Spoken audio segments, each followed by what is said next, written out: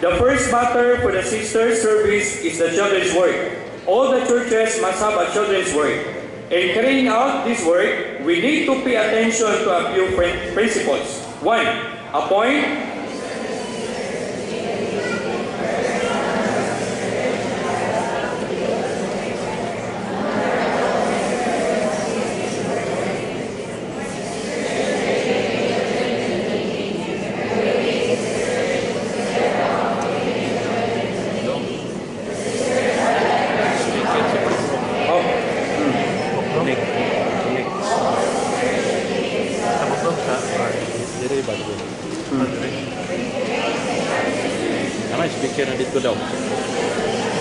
To lead a sister's meeting. 1A. 2 or 3 other sisters can assist them in teaching and trains to sing. The church should train the teachers. The young sisters learn to teach and lead the children. Some brothers also need to collect. The saints should open their homes for children's meeting. When the entire church is mobilized in this way, all the brothers and sisters will have an opportunity to serve. Some can open their homes, others can bring the children to the meetings, and still others can teach the children. 6. With all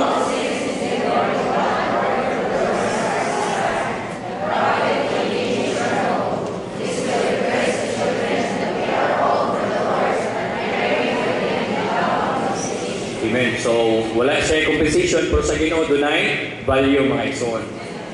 Regarding yung pag-atiman sa mga bata, mga igsoon, mga bata ba? I-atiman sa this meeting. Pag budag ko ng mga igsoon, kita na, kagi mag-service meeting. Di ko kalimot sa gatiman ako sa service meeting.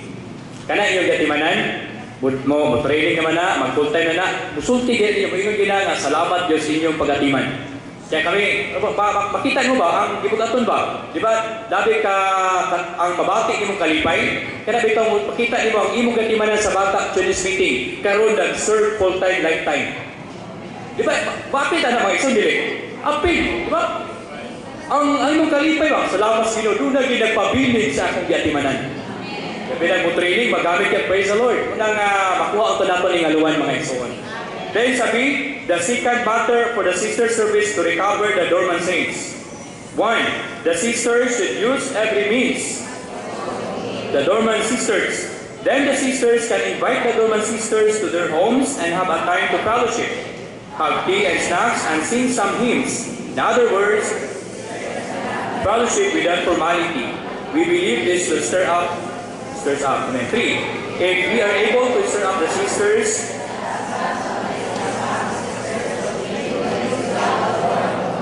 amen. Kung madasig ang mga subabay, mga igsoon, maapil ang ilahang mga bana. So, kaya na yung mga inanay nga mga pagitabo, mga igsoon. Then, ang mga dormant saints, so, alingap, kasi brother lang yung mga pananing point. Sa C, mga igsoon, tumasa, kung doon nabasa niya mga igsoon. C, a third matter is the work with the students. This requires the sisters' cooperation. I really hope that several working saints will have homes near the gates of every university. When we preach the gospel on a campus, immediately we can bring him to one of these homes. We open our homes. Amen.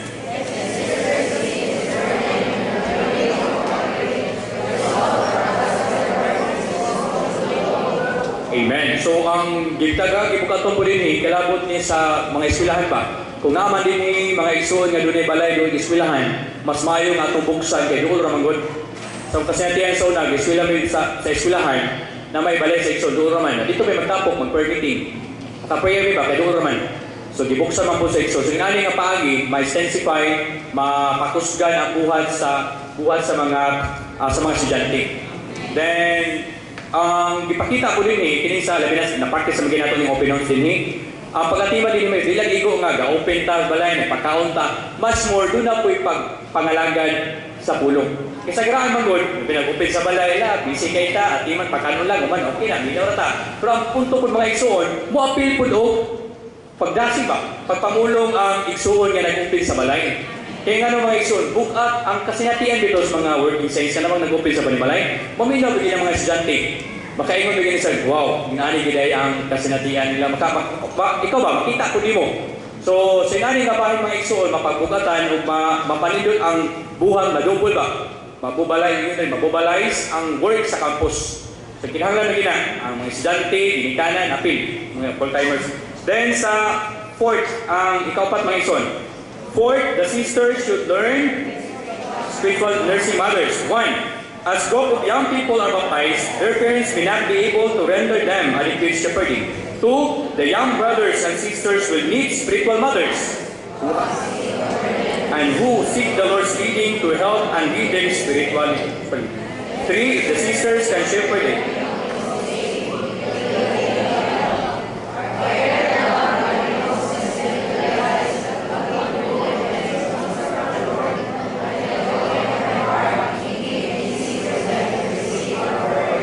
Amen. So kung balikon tong sa panimalay, kung naay mga igsoon, ang estudyante ba, matimanan, naay gingon din nga, mas sa kasetian, may dagi ang subaran sa kasetian mga igsoon, mas maminaw pa, naay mga bata nga mas maminaw pa sa uban kaysa sa ilang ginikanan.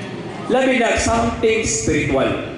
Karang i-guide dito ni mo. Sa akong kasetian lang mga igsoon, ako di ba po kay kukuhan, pero kung na dito yung consulting, sa ako lang sa gatiman po na mo ba, paminaw ko yung siya, magbasa, basa po, apil meeting, apil po, nga ba?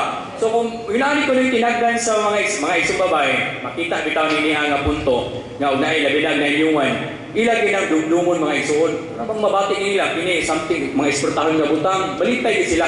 Bisan kita, sa mga anak sa mga magtotoo, kung yan yun na ito pagtagad, balipay yun. O, di madasi ba, labinag ginunin mo nga, inani ba ito karon? Eskwila mo ka, agibiyaan ni campus work, pag umag-eskwila mo, training ka sa PTO, training ka sa Malabon, ilan na dumdumon. Kaya mo, may itimanan ba ni mo? Ligasuan yun mo panahon, paisnako ni mo. Di pag-uman, hatod pag hindi magkahayatol na meeting, di kuwaon na po di mo, di sa lima, dani anak ni mo alagaran. O muna, hinahalan yun, doon na spiritual nga nursing mother. Okay, matimanan ang mga anak sa mga igsuon, salamat sa Ginoo, madasig yun. O sila ba? Ma-encourage sila, ma-motivate sila, pag-join sa mga meeting, sa madala ba? Kaya yung mong pasagdan mo, nabi ito may testimony sa igsoon, sa ministry niya. Grabe ampo niya, Bert. Ampo siya sa ikaw kanyang anak. Ginoo, ang anak Ginoo, sige sa ampo, sa personal, isa yan, personal ba? Iyang anak lagi gitagad. Ya karon kay pipila ka ito, ibabagay na tubagay ang pag-ampo. Kabalo mo wala tubagay ang pag-ampo? Ga-focus na ka siya sa iyang anak. Ya karon may enlighten man ang Ginoo. How about pray for the other children? Pag-ampo pa niya sa uban ng mga bata, dito ba ang iyang pag-ampo?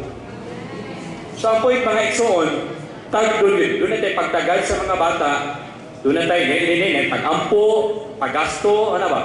Kay balik ko na mga igsoon, doon ay value sa Ginoo ang atong pag-alagad sa iglesia. Amen. Sa 5 mga igsoon, atong kanang 5. Finally, we hope that many sisters will open their homes for hospitality. 1. Whenever there is conference or young people's training, the sisters should open their homes to receive guests. 2. The result of opening the homes for hospitality is rich and very profitable. Hospitality gives people a deep impression and it renders them much help. After the meetings, the saints return and the host families and guests have further fellowship and prayer. 4. A brother who wants to open his homes. Amen. Nevertheless, kining sa point nga for mga igsoon nga ang brother nga mo-open sa balay, ni halag consent sa family. Siyempre, ang mga sisters ay mag-prepare yung lugar nyo. Ang brother hindi kayo, di ba? Kadang-kadang yung mga brothers, sama po yung mga maigi po mulintik, muluto, may take po, pipila rin yun. O mostly, ang mga sisters din mo take care mga igsoon. Manang salamat kayo sa Ginoo. Last, Roman 3, we believe that 2/3 of the responsibility in the church service is borne by the sisters, and only 1/3 is borne by the brothers. This was the case in Bethany. In the house in Bethany, there were 2 sisters, Martha and Mary, and 1 brother, Lazarus. The ratio of sisters to brothers was 2:1. Beginning forward by 16, and we hope that the number of sisters will increase. Amen. So nagit 2/3 dagit ang ang bali isara. 1/3 ra. Nya ang service din mahimong tangitan 11 testimony of the Lord's resurrection, diligent in serving, and absolutely loving being poured out upon the Lord. Mo ni ang tulo ka main nature sa church life. Na kini mahimong nato ni pangalan triangular member of the body. Mahimong tang Lazaro, mahimong tang Marta, mahimong tang ay pagbansay na ika nga Marta lagi ko service lagi ko ani ka digamo ra gyud.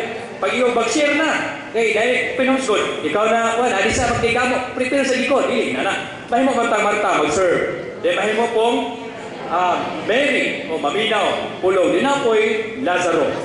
Testimony. So mo ni tulo ka pangalan nato nga igsoon. Na salamat sa Ginoo nga kita sa to ang kabubuton sa Dios mag-alagad sa iglesia. Kaya pag-alagad dunay value. Tanang buhaton gawa sa iglesia wala yamoy meaning. Muna salamat sa Ginoo sa pagdasig sa igsoon mga igsoon. Amen.